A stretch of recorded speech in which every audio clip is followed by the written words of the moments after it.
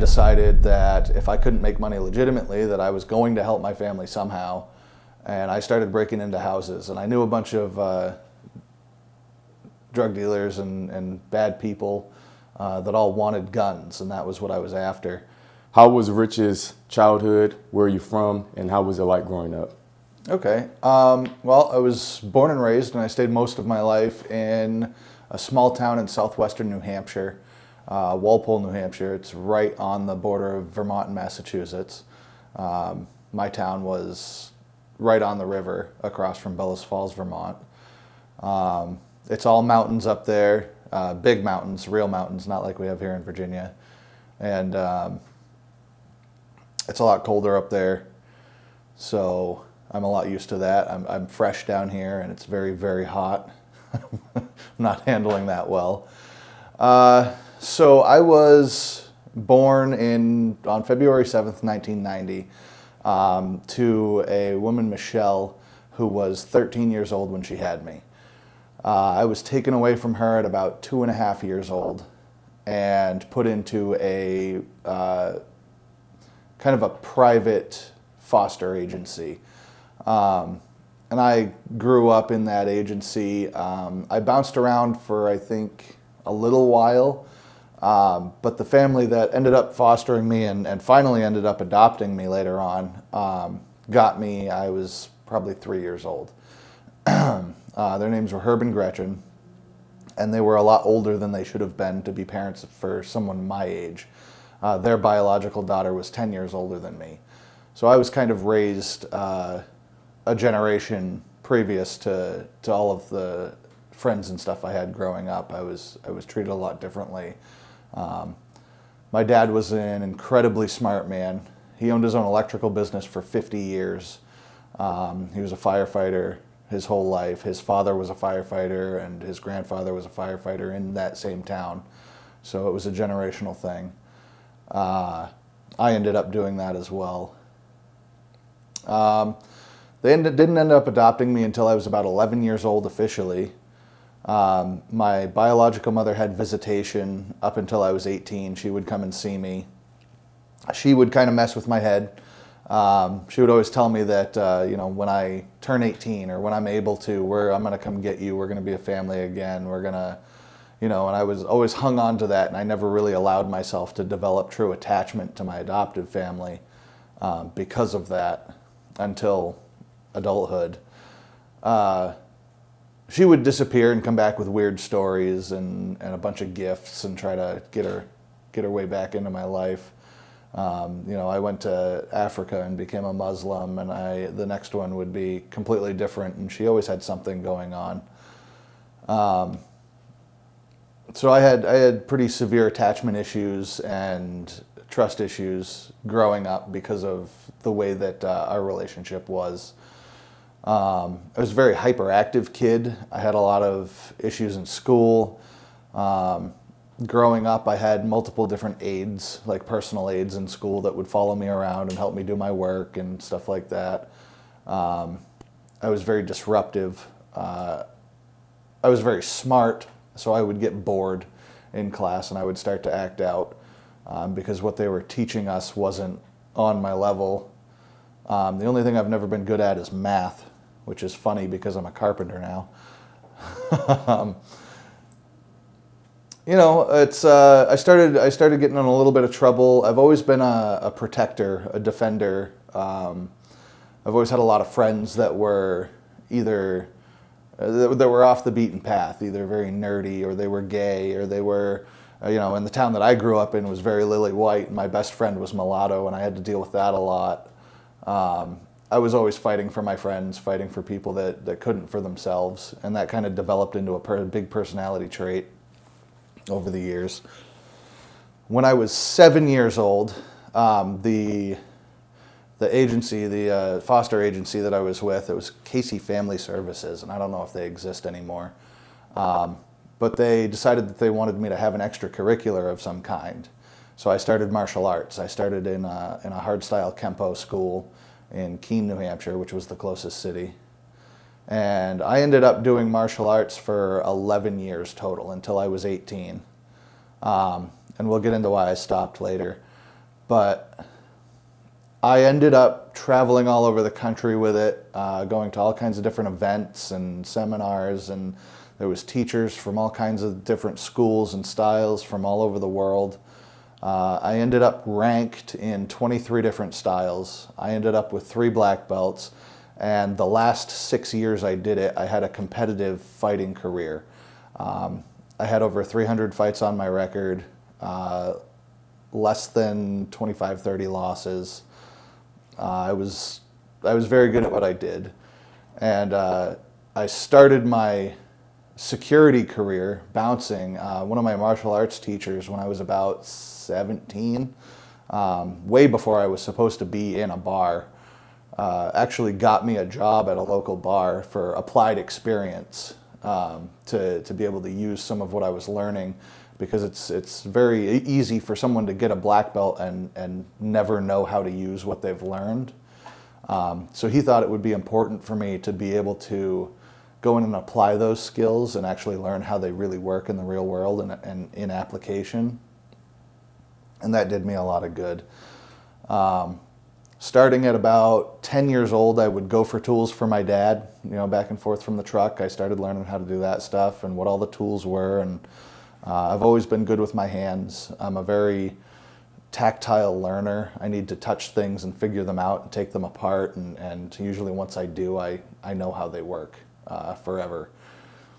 I've always had 2 or 3 jobs going at the same time. As a teenager, I worked at cow farms and horse farms and throwing bales of hay and getting up early in the morning. I developed a work ethic that was pretty strong, especially with my father being who he was.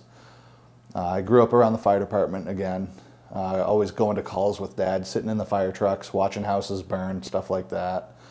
And while they fought the fire. So at 14, they had a program that was junior firefighters. And 14 was the same year I started high school. And they had a tech center in a little ways away from the high school. So I went and did a fire science class all 4 years of my high school career during the school year. And that was, how does fire work? What are the volumes for water going through a truck? And how much chemical do you need to mix? And like all of these technical things that you need to know as a firefighter. Room temperatures and how fire spreads and flashovers and explosions and things like that. And during the summers, I actually went to the New Hampshire Fire Academy, which did all of your training. I did all 4 years of that. I was top of my class every year. And at the end of that, when you turn 18, you can actually test out without having to take any additional classes. You can get your firefighter certifications, you can get your EMT certifications, all of your oddball certifications, like things for like airport firefighting or forestry, car extrications and things like that. And I actually ended up doing that right when I was 18. So I had all of that experience, and I had been, at 14 you can become a junior firefighter on the actual fire department too in New Hampshire. So I was actually going to calls, I had my own pager, and I was working the outside of buildings. Before I was ever allowed to actually go inside while the building was on fire, I was helping with emergency calls and lift assists and medical emergencies and things like that. Car accidents were rough to see, but you get used to that. That's kind of everything before I was 18. This was in the fire department? Yeah. So when you say car accidents, the cars was up in flames? Either burning cars or people that had hit other people or hit trees, or we deal with drunk drivers that had rolled over their cars, and just car accidents in general. Mm-hmm. So I saw a lot of that. Mangled vehicles, people really hurt. Yeah. So yeah, we can continue the story. I was just interested in, like, I didn't know that firefighters dealt with like vehicles. I thought it was mainly just homes. Oh no, especially in smaller towns across the nation, you have volunteer departments and things like that. Mm-hmm. They're first responders across the board. They deal with every kind of vehicle accident, medical emergency, homes burning or chimney fires or like CO2 alarms. They'll go out and test gas if somebody smells propane. They have testers to find the source of that leak. You know, they really are capable of doing a lot for the community, and that's why they're so important. Nowadays, you pretty much have to be an EMT if you're going to be a firefighter. You do both. That's why even in cities and stuff, you'll see when an ambulance is going down the road, usually there's a fire truck following them. And if you ever wondered why, it's because the firefighters in that fire truck are also EMTs and they're responding to the call as well. Okay. So you're 18 now. Yep. And you're with the fire department. Yep. Okay. So at 18 years old, a lot of stuff changed for me. I was still pretty messed up about my biological mother, and I decided the day that I turned 18 that I was going to sign myself out of school with like 2 credits remaining to graduate, and that I was going to move in with my biological mother a few towns away and help her take care of my 2 younger half-siblings who were 4 and 6 at the time, I believe. This was 2008. There was a bit of a depression. A bunch of people had just been laid off from all their jobs. It was a pretty rough time financially for everyone. And I was, for about 3 months, I watched my younger siblings eat a dry cup of Cheerios, breakfast, lunch, and dinner, while I was looking for legitimate work. And A, there was no jobs. B, nobody wanted to hire somebody who hadn't graduated high school. And so I started getting a little bit into alcohol and a couple of different drugs. I decided that if I couldn't make money legitimately, that I was going to help my family somehow. And I started breaking into houses. And I knew a bunch of drug dealers and bad people that all wanted guns, and that was what I was after. So I was going into homes and I was taking weapons and I was reselling them. And I got a little bit too messed up one day. And I made a mistake, and I broke into my neighbor's house, and he followed the footprints back to my front door and confronted me. And we yelled back and forth a little bit, and he just went, you know, listen, I'm not going to call the cops, I'm not going to do any of that. He's like, just bring me my stuff back and we'll never talk again. Well, in the meantime, my biological mother had called the police because we were yelling at each other so loud, and she thought that we were going to get into a fight. So they rolled up as I was crossing the yard with weapons in my hands. It got pretty nasty for a minute.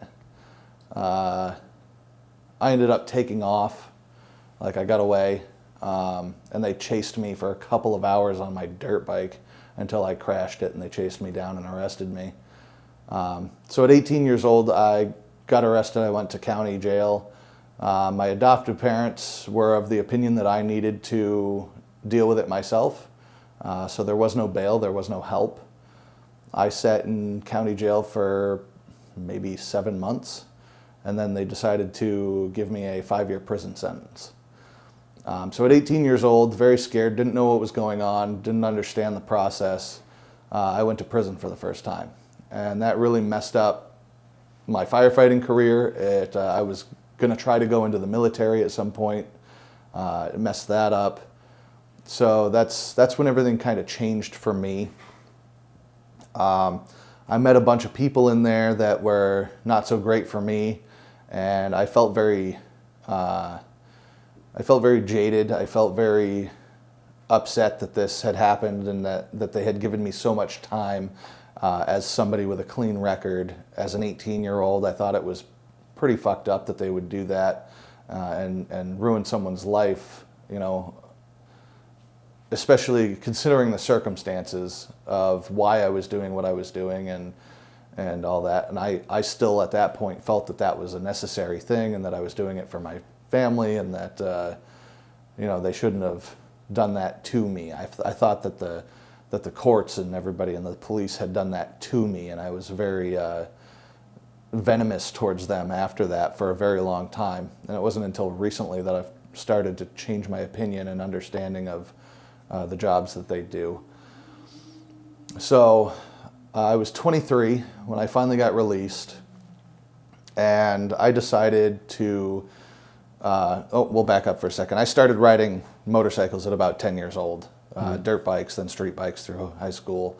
When I got out of prison, I bought my first Harley, and it was a Sportster, and I did a bunch of work to it. It was fairly quick, but that kind of got me into that scene, into that lifestyle, and I started meeting people that rode with motorcycle clubs.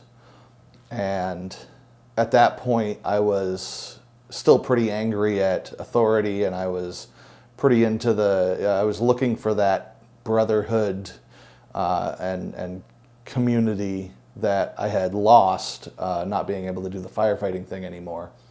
So it kind of sucked me in. And I'm not, especially in a forum like this where other people are going to see it, I'm not necessarily allowed now to confirm which clubs I was a member of or any of that information. But I ended up with an affiliate club for one of the largest 1% motorcycle clubs in the world. And I ended up later moving up to that club and becoming a member for about 5 years. So I did the affiliate club for about 3 years, and we did everything with the bigger club. Anything they asked us to do, we did. And it was great for a long time. It was all parties and events and going to big like bike weeks and stuff all together, and the way that people treated us was awesome. We would walk in anywhere and we would get free drinks. We would get talked to. We would, people would give us stuff because they all kind of glorified that lifestyle. You get shows like Sons of Anarchy, which aren't entirely accurate, but people love that. They really get sucked in by stuff like that. What would you say about these like TV shows that depict that lifestyle that's not as accurate as it would be in real life?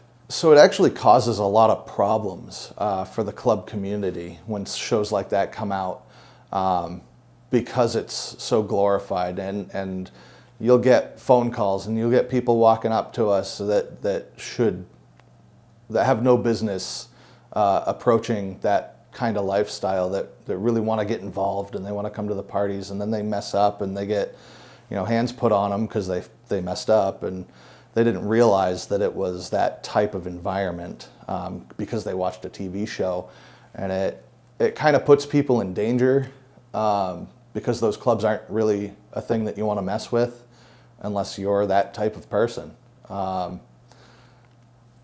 It can get you hurt wearing things that you shouldn't be wearing. You shouldn't go buy patches online that say club-specific things. You shouldn't wear a support shirt that you just got from somebody if you don't know people in the club. You shouldn't put patches on your vest that look anything like a motorcycle club patch, because you're going to get stopped and questioned, and you better have the right answers. And TV shows make people think that stuff is okay. And looking back, I don't think that it's right that clubs try to control that stuff so much, because it really doesn't matter.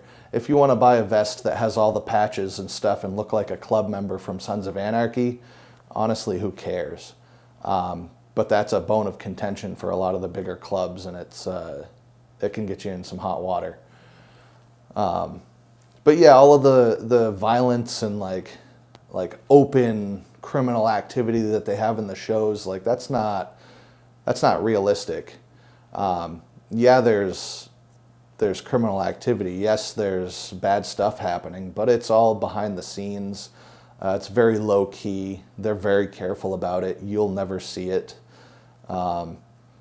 As a matter of fact, there's a pretty big rule that if you're going to go do something with your brothers, if you're going to go commit a crime, you are not allowed to wear anything that represents the club at all.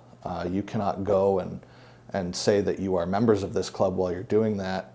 And a lot of the reason for that is in the 70s, the RICO Act was invented by the federal government. And if you were wearing something that represented a group when you committed a crime, they could go after the entire group. So they stopped doing that. But it's very, very covert, very low key. Of course, it happens all the time, whether it's drugs or guns or moving stuff around or being paid to go beat somebody up, or whatever it might be. It's all money for the members, money for the club, and that's kind of what that whole lifestyle is just funding your parties and your events. And I eventually got out of it because I didn't like the way that the women were treated. I didn't like the way that everything was politics. There's always a problem, and I was a bit much for this club, apparently. What do you mean by that? Well, they're supposed to be one percenters. They're supposed to be super badass and not follow the rules, and I was always having my vest taken from me because I was a little too extreme. So I was always in a probate vest, which is what they do as kind of a punishment. And they make you work the events when you're doing stuff like that. Extreme in what manners? So probationary members generally have to do things like stand out in front of the bar the entire time you're in there and watch the motorcycles so nobody touches them. They have to do things like security, watch the doors, watch the crowd. You're not allowed to drink. You're not allowed to do certain things. You have to go to the store and get stuff. You have to work behind the bar. You have to clean up after events. So you're kind of working your way into that trust and into that brotherhood as you go. But if you're a member and you mess up, you make a mistake, they can put you back in a probationary position for a certain amount of time, however long they feel is necessary for what you did. And that happened to me quite a bit. So it was very political, and they didn't treat people very well, especially women and people that were just hanging out with us at parties and stuff that weren't part of the club. And like I said before, I've always been a protector, a defender, so I didn't really like that. But I was out for a little while. I got out of prison. I did that for a little while. I got in trouble they pulled me over one night because the police all knew who I was, and they were always looking for a reason to interact with me and see what I would do and see if they could get me again. And that's the truth of it. That's just facts. There's no, once the law enforcement community has their eye on somebody after they've done something, especially in small town America, that person's a target, and there's really nothing you can do about it. That's actually why I'm here now instead of still in New Hampshire. So I got pulled over one night, and the tags on my truck were bad, and they decided they were going to do an inventory search because they were towing the truck, and they found a pair of brass knuckles. It was a belt buckle. It was wrapped up in the belt, and it was too small for me to even put my hand through, but I was charged with felon in possession of a dangerous weapon. And they went through the rest of my truck, and they found some utility knives and other tools and stuff that I had in my truck that I used for contracting and carpentry and stuff. And took pictures of all of them, called them all weapons. And I was still on parole for my initial charge because it was a 5 to 10, so I was still on papers for that. And I went back to prison because I had open charges, and they don't let you stay out when you have open charges and you're going to court. And I ended up signing a 2.5-year deal just to get that to go away, because if I had sat there and fought it, I would have sat in prison the entire time I was fighting it, and it would have just been longer than just taking the extra felony and going home. So I did 2.5 years again. How was the prison experience? You didn't get into it the first time, but how was that prison experience? Because thank God, I've never been. Right. And we see, like you say, we talk about shows and movies and things like that. How was it actually being on the inside? No cameras, just the inside of prison. So prison is kind of strange, and New Hampshire is one of the safest prisons in the nation. That's not to say that there isn't still violence between inmates. That's not to say that there isn't still gangs. There's just a lot less of it than California or Texas, where they're the most violent in the nation and people die every day. New Hampshire is very tame, so I wouldn't be able to tell you what it's like in the rest of the states, but for me, it took a long time as a young kid. I was kind of a target. People in there aren't healthy people, and they want to use people and manipulate people and get what they can out of you. And it took me a long time to figure that out and earn enough of a reputation to be left alone. And I had the advantage of my fighting and martial arts experience to help me through that, which I'm very lucky for. But even then, I had my ass handed to me a few times. They would get 5 or 6 guys together and jump on you in a dark corner somewhere, just because they didn't like you or whatever. My second day in prison, I was going through the lunch line, and they've got like a little half wall, and you go through this like little cow chute to get your food and your tray, and I tripped over a body on the floor that was bleeding everywhere, and I have no idea if the guy was okay or not. I don't know, but the guy behind me put his tray into my back and said, "Keep moving." And I just looked up and kept walking. That's what you do. You're not allowed to say anything. You're not allowed to help the person. I developed that mentality of if it's not your business, don't say anything. Never call the cops for anything. Handle it yourself. I was of the opinion for a long time that police are literally just there to ruin people's lives, that they're not helpful at all. And a lot of that had to do with the attitudes that I developed in prison and the way that I was treated when I first got in trouble. So, yeah, it's difficult. I mean, you sleep on a metal bunk that's very hard. It's kind of flexible, so it moves around and pops and makes noise as you roll over and stuff. It's loud. There's little foam mattresses that are like 2 inches thick, and then you lay on them and there's nothing to them at all, so you're laying straight on the metal. That can mess you up if you're there for years. It's not like the real world. Everybody is distant with you all the time, no matter how close of a friend you think they are. And that's how people keep themselves, mentally and emotionally safe in a place like that. Because like I said, nobody there is a healthy person. When you say healthy, are you talking mental when you say that? Mentally, emotionally, even physically, there's a lot of sickness in prison, and it's just not a good environment for any of that. People have a ton of mental health breakdowns. People have emotional crisis all the time, and you're kind of looked at as a bitch when that happens to you, because you're supposed to be a man and you're supposed to be strong and just deal with it, do your time.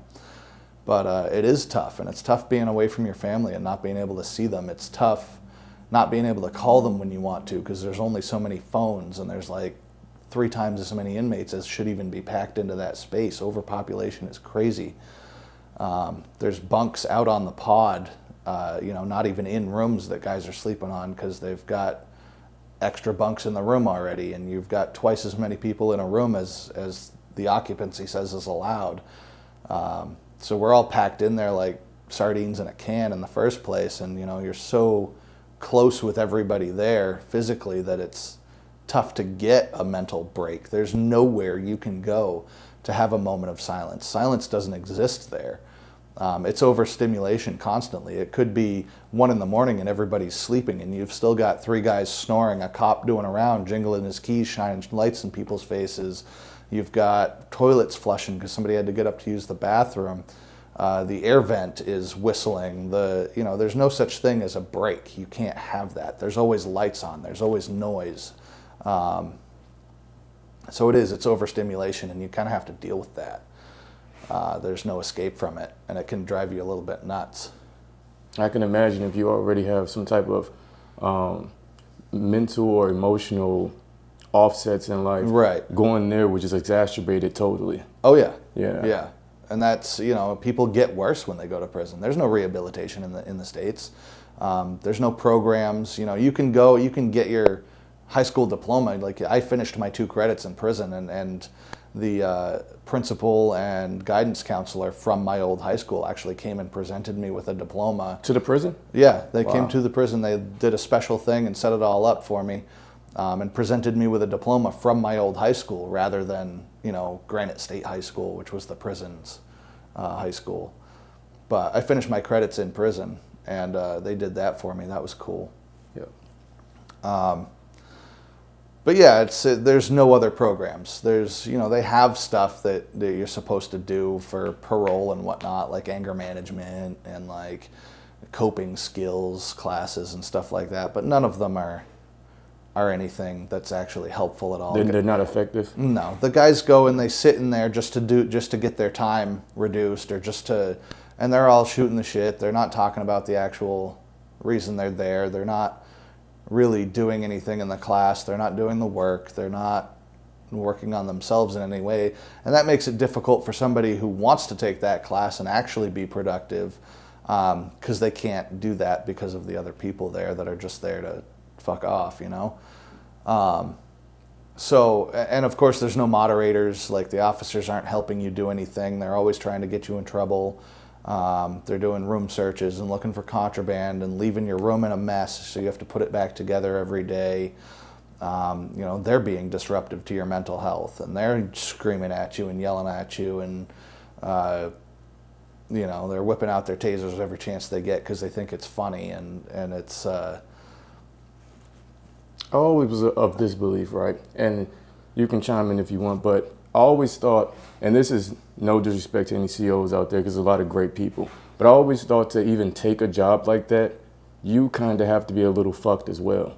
Oh, yeah. You get what I'm saying? Right. I'm not saying this is for everybody, but you're going to find out of that 100, let's say is a test group out of 100, I would say more than 50% of them are probably fucked as well. Then you probably got 30 or 40 that just wanted to, they needed to make a living. This is the only job Absolutely. in their town. You see new recruits that come through the academy that are genuinely good people and that really want to help, and you see them try for about 3 months, and then they disappear and they never come back because they can't handle it. Most COs and police officers are ex-military. They have a very hardcore attitude, especially the second anyone's having an issue outside of their scope of their understanding or job. That's where the term one bad apple comes from. And the problem is not that there aren't any good cops. The problem is that the good cops are afraid of doing something about the bad ones. There's unions, there's repercussions. If you report someone, you're not part of that thin blue line, and that applies to COs and police. You get exiled from the brotherhood, you can lose your job, you can lose your career. Nobody will ever hire you again if you've reported another officer.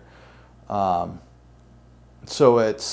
that's a toxic workplace environment for a lot of those guys. And like I said, individual interactions that we have as civilians with police, you can get a good officer that really genuinely wants to help you out and give you a break or talk to you or make your day better. But most of the time they're afraid of what the community thinks of them. They're afraid to deal with people that are having a meltdown because they don't know what they're going to do.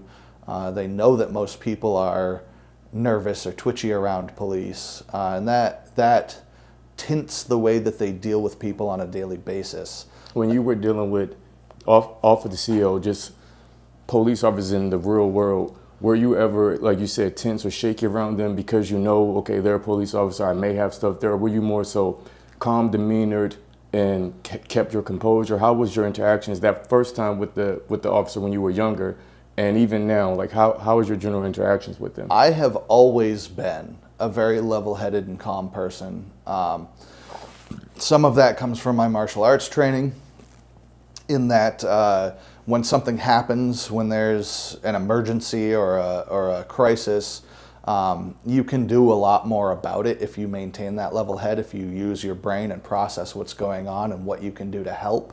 So I've never been an emotionally responsive person. I've always kind of shut that down and gone right to work and fixing the problem. And that's what made me a good first responder and firefighter, is that I don't freak out in situations. So when I get pulled over and have to talk to a police officer, or I'm being arrested or whatever, generally I'm very calm, very collected. I know what to say now. I don't answer questions anymore because that's, a setup. But it's, I've always been calm like that. But inside, when I have to deal with police, to this day, I'm still freaking out a little bit because of the way that I've been treated in the past. I know the second I give that officer my license, even right now, if I were to get pulled over going home, the second I give that officer my license and he runs my name, I know what comes up on the computer. Mm-hmm. And that immediately changes their attitude and the way that they're dealing with me. Mm-hmm. And another cruiser shows up and I have to sit there for 45 minutes while they try to figure out if I'm doing something wrong. You know what I mean? So for me, it's never a typical traffic stop. That's why I don't really speed. That's why I don't do ridiculous stuff. I haven't been in trouble in a long time at this point, and I'm not ever going back to that. I've done a lot of work in the last 5 years to change who I am and to change how I treat people and how I'm going about my life. I've had to start my life over 3 times. Did this life-changing metamorphosis, we kind of went ahead, did this come, okay, you're in prison the second time, you're getting out of prison now. Yeah, so I did the club thing again. Okay. For another few years. I think I did the club thing total 7 years. I got in trouble again a little bit after COVID. So I had a stolen dirt bike and a shotgun. The shotgun wasn't stolen, I just had it and wasn't supposed to when they caught up with me. But I was breaking into businesses because, again, I wasn't making enough money and I was trying to support the daughter I had just had. How old is she at the time? She's 9 now. At the time, how old was she? At the time, she was 5, I think. Gotcha. I'm not sure that's right. How long ago was COVID? Shit, how long ago was COVID? It's 2024 now, and it was 2020, because I did an event in 2019. I remember right after the event, October 2019. So she was 5 then. Yeah. And I wasn't making much money, doing security at the bar at night, and I wasn't getting many carpentry jobs because people didn't have money to fix stuff in their homes, and they didn't want people in their homes anyways because COVID was happening. Mm-hmm. So I wasn't making much, and I started breaking into businesses at night and stealing cash boxes and stuff like that. And I got caught coming out of a place one night, and back to prison I went for the dirt bike, the shotgun, and the robberies. And I did another 2.5 years. So that's 10 years total at this point. And while I was in the last time, when Molly was born, it didn't really affect me the way that it should have. Most people, when they have a child and they see it born, that changes something in them that makes them want to do better almost immediately. I didn't have that reaction. I was in the middle of being a shithead, and I was doing the club thing, and that was more important. So there was a long time that I wasn't there for them at all, her mother or her, where going out and going to that party or going on that motorcycle ride or going to that event was more important than caring for them. And her mother and I had kind of a rough relationship in a few different ways. And when I went to prison this last time, she ended it for the last time, and I had to do a lot of reflection. I got out of the club. I told them I was done, and I'm out in good standings, and I still have some friends that I talk to from that life, from different clubs and whatnot, and I could still go to an event if I wanted to, but I don't. I have no interest in that anymore. My whole attitude changed. I prioritized my daughter. I started to work on myself as a person and how I treated people. I was not a good person. I was not very nice from 18 to the last time I got out. So there was over a decade that I was a pretty nasty person. Because I thought that the world had done that to me, and I expected something back, or I was still angry about that, and that was the attitude I carried for a long time, and it made my life difficult. You had what they would call like a victim mentality Oh at yeah, the time. absolutely. Yeah. Yeah, and it took a lot for me to change that. It took a lot for me to own the things that I had done and realize that my reactions to things are entirely on me. Did that metamorphosis in thought change the way you thought about police officers and authority figures? It started to. Yeah. Mm-hmm. So while I don't think that the way that they do things is correct, I don't think it's healthy, I don't think it's good for the community, that is their job, and they are following their job as best they know how to do it. You know what I mean? People talk about defund the police, and all of these, left and right are both pissed off about it. And when I say defund the police, I'm not talking about get rid of all the police officers and no more police departments. Like, they are necessary, they do a job, but I think they do too much. I think that they are overwhelmed. I think that the community is nervous around police because the police have to deal with so many different things. If you have a guy walking down the street having a mental health crisis, the cops are not who you should call. You need to call a mental health counselor. That's their job. When you say defund the police, I mean take some of that funding away and put it into a program that's actually going to help people. Mm-hmm. Create positions that are capable of dealing with special situations, so that guy that's just having a suicidal moment because he's had a rough life or a bad day or whatever, he doesn't need to be arrested and stuffed in a cruiser and treated like that and go to jail and sit in a cell. That's not, you know what I mean? Yeah, you're saying more so reallocate some of the, whatever the budget is, to something else. And that's interesting because I've heard the defund the police thing, and I think there's been studies now that have come out because it's been a time now we can look back and observe how that worked out. Needless to say, it didn't work out at all. Right. The cities that defund the police, their crime literally spiked up. So it's like, but they didn't do anything to replace all of the stuff that the police are no longer doing. Right. And what they did is they just took away the budget and they cut back on all of the hours, all of the staff, all of the, you know what I mean? They just took away the police department. Of course your crime's going to spike. You're not doing what you need to be doing in order to make that work. That's not what that is. Right. You're just causing a problem to cause a problem. Like, oh yeah, we did what you said and defunded the police. Now look what happened. Yeah. Like, they're using that cause and effect to prove a point, rather than actually fixing the problem. Right. You know what I mean? Yeah, makes sense. It's very politicized. It's one of those things that I tell people all the time. When it comes to stuff like that, it's more psychological than it is political. Right. You know what I'm saying? And that's why you saying, like, as I got older, I started to look at, like, what am I doing? You know? And I tell people that all the time. It's like, all right, yeah, there may be some bad apples, as we spoke about, in the police force, in the corrections office, but if you know you just shot this guy, did this, did that, you don't need to be at no defund the police rally. Like, you have to fucking, you have you have your own issues. You have like so many issues that you have your own problems that you have to accept that you're a criminal as well. Right. So I think once we get to a point, and don't be surprised when you get arrested, and you know what I mean. It's right. Don't be surprised. Like, oh, whoa, this has happened to me. Say, okay, if I did these things, if I'm this person, imagine in the community, there's 1,000 of me.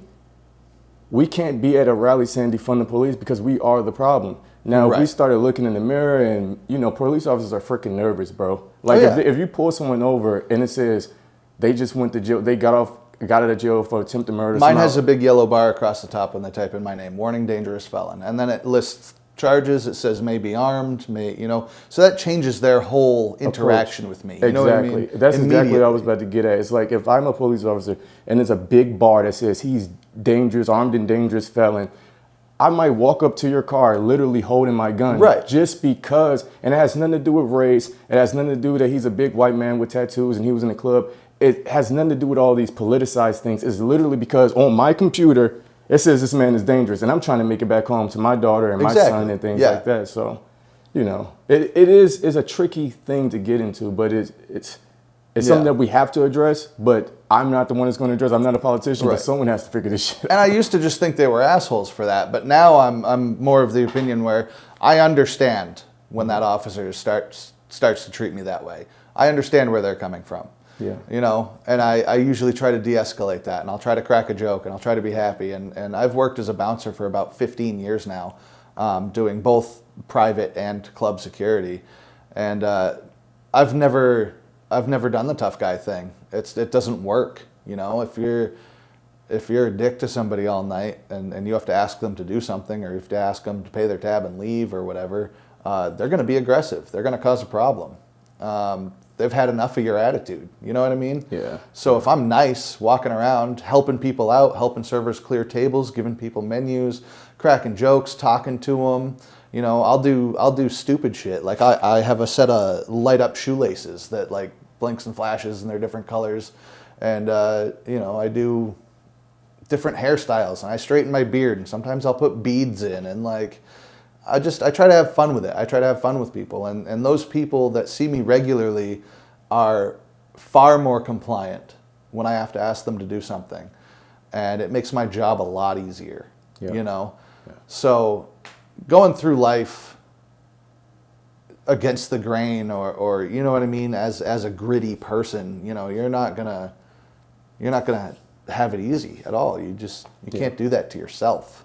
So we're at the point where you had your daughter. She's 5 years old. Yeah. And now you're having the woman who had your mother. She's washed her hands at this point. Yeah. I'm assuming, if I'm following correctly. So now you're at this apex moment where you're still in the club, but you're kind of rethinking like what's going on. I just had a daughter. How is, because that's coming up pretty much the present moment. How has these last few years been? How did you said that you have got out, and how did that transition? How was that? Well, I mean, I was doing all my phone calls one day, and you know, in prison, and I would have to call, you know, the president of my chapter, and I would have to call, you know, a couple of my friends, and I would have to do this, and I would have to do that, and I'd have to call the regional vice president, and I had a list of people that I was supposed to call once a week, and I was going through that list one day, and I got about halfway through it, and I'm like, fuck this. Like, I'm done. I can't do it anymore. I'm done following the rules. I'm done, you know, having to pay attention to the politics and who's done what. And even when you're sitting in prison and not involved at all, you have to be on top of all of those things. And it's exhausting. It's no way to live. And you have to have a certain attitude. You have to, you know, if you're known as a club member and somebody comes up to you and says something even mildly disrespectful, you have to physically handle that immediately. You have to. That's what's required. Has that ever happened to you? Whether you're club? angry or not, you have to respond to that immediately. Wow. It's a rule. Like, you can't allow people to get away with certain things. Yeah. If somebody's doing something specific, you have to approach them and handle that. And it's too much. Yeah. You know? So I did that 2.5 years, which totaled me out at 10. And I had about 1.5 years of time after I had gotten out of the club, after I had started to adjust my attitude, to really reflect on where I was going in life and what I wanted to do. And what could I really do now that I had messed my life up this badly? And I decided to just get out, go away. I'm down here in Virginia for a fresh start. You know, I'm being treated pretty well. I'm making friends. People have been really nice so far. I like it. The only thing I can't handle is the heat. You like the traffic in Virginia? You know, it doesn't bother me. I've been all over the country. I've been in like 38 different states on my motorcycle. As a kid, we went on all these trips. I've been into Mexico. I've been into Canada multiple times. I've been all over. You know, I've never left the country like to go overseas or anything. But I'm not allowed to now anyway. So yeah, traffic doesn't bother me. It's never bugged me at all to get on the road and go for 11 hours in a day and just... I love road trips. I love driving. I love seeing new stuff. Was that one of the perks of the motorcycle club? That it oh was yeah, just, yeah. I could get on my bike and I could go to literally any clubhouse, and they're all over. They're in every state. There's multiple clubhouses in every state. I would have food to eat and a place to stay for free. So No hotels, no restaurants, no, you know what I mean? You could just go anywhere. Do you miss that part of it? Yeah, I do. I do. It makes it awfully convenient to travel and see things. Yeah. And you'd always have someone to hang out with and talk to that was on the same level as you, you know, that you could relate to. You know, but I'm social enough, and I'm a smooth enough talker that I can pretty much go anywhere and make friends and talk to people, and you know, I can walk into any bar and sit down and be friendly with everyone, and by the end of the night, people like me, you know. Took me a long time to get to that point. I was generally a very awkward, socially awkward person most of my life. And it wasn't until I just started to not give a shit what people think of me that I started to develop that ability to be social like that, and be friendly with people.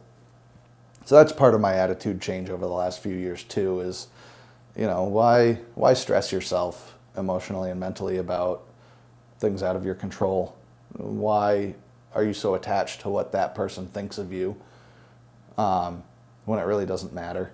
You know, unless they're a family member or the person that you're seeing or close with, or your spouse, why do you really care what that person thinks? The people that are close to you in your life, those are the people that are important. I've, like I said, done a lot of work to myself these last few years, and I've come to a really good spot in my life. I've started over down here, and I had a friend that I met in electrical school 11 years ago now that offered me a place to stay, and I've been staying with him. I've found a girl that I'm very attached to. She's amazing. It's the first relationship I've ever been in where it's not super toxic on both ends right off the bat. You know, we have the ability to have a tough conversation, and you know, I'm there for her, and she's been hurt before, of course, and it's an understanding that the other person's feelings and emotions are valid no matter what they are. Like, it can be crazy, it can be off the wall. Like, I understand where that comes from, you know. But you have to accept that person is feeling that way and figure out why. Be empathetic. Work on that relationship and grow together, rather than butting heads all the time, or arguing or fighting or calling each other names. I don't think I've ever been in a relationship before where I wasn't having beer bottles whipped at my head on a daily basis, you know? I've just never been good at that stuff. And now I think I've kind of got the hang of it. You feel like right now you're in it's like more mature phase of your life. You have a daughter, you found a good relationship, Yeah. You're in a whole different state, you know, that's detached from that past life. So right now it's just... I feel a lot healthier now Yeah. than I used to be. More And clarity. I feel like I'm on a good path. Yeah. I feel like I'm moving my way through life in a healthy way now, and I'm happy about it for once. You know, I used to internalize a lot of issues, and I wasn't a very happy person, and that's probably where a lot of my issues came from. But no, I mean, I video chat with my daughter as much as I possibly can now. It's usually like every other day, and she doesn't really like talking on the phone, but we get there. She plays with the filters, and we'll play tic-tac-toe or rock, paper, scissors on the Facebook filters and little games and whatnot. That keeps her entertained enough to answer some of my questions. She's in New Hampshire with her It's mother. tough being that far away, but that's why we talk so much. Yeah. And I go up every couple of months to see her and see my other friends and family and stuff like that. So it's not like I'm completely gone, but yeah, I'm in a good place now. Yeah. And there's been a lot of stuff that's happened in my life that has brought me to this point. Do you have any regrets? I always have to ask that when I hear a story like this. Do you regret anything, or do you feel like this is all been You know what? for I don't. purpose? I honestly believe that everything that has happened so far has brought me to this point and has made me the person that I am. And I'm comfortable right now. I'm happy. So if it took all of that to get me here, then I'm satisfied.